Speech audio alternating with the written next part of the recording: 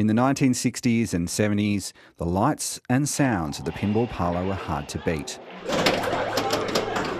Popular, but very expensive to import, a Newcastle-based jukebox manufacturer decided to build their own. We went into full-scale production of pinball machines.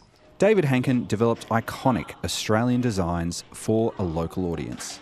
Hankin was making these machines with no intention for overseas distribution, so they could really harness Australiana in the designs. The National Film and Sound Archive are snapping up 5 working Hankin machines because of their cultural importance. If you see Dennis Lilly's face, you're going to walk over there and go, what is this? At the peak of production, the Newcastle company had 50 staff, building 5 different designs. Australia made the first ever Star Wars pinball machine. Not only that, we did it 12 years before they made one in America.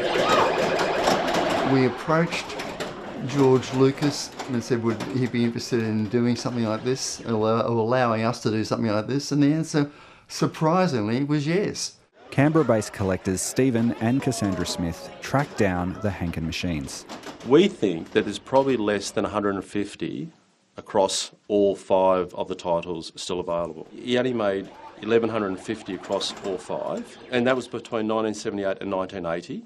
The complicated electronic and mechanical designs of pinball machines meant that they were prone to failure, but it was the introduction of Space Invaders in 1980 that sent many of them to the tip.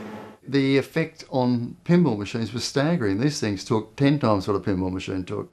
The fact was, you couldn't give a pinball machine away once Space Invaders came out. I think Hankin was the pinnacle. There have been other Australian manufacturers who have come along, but Hankin did it at a time where they were the sole producers in Australia, and that's remarkable. That really is.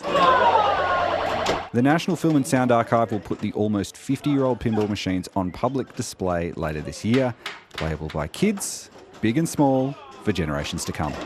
Gianfranco Di Giovanni, ABC News.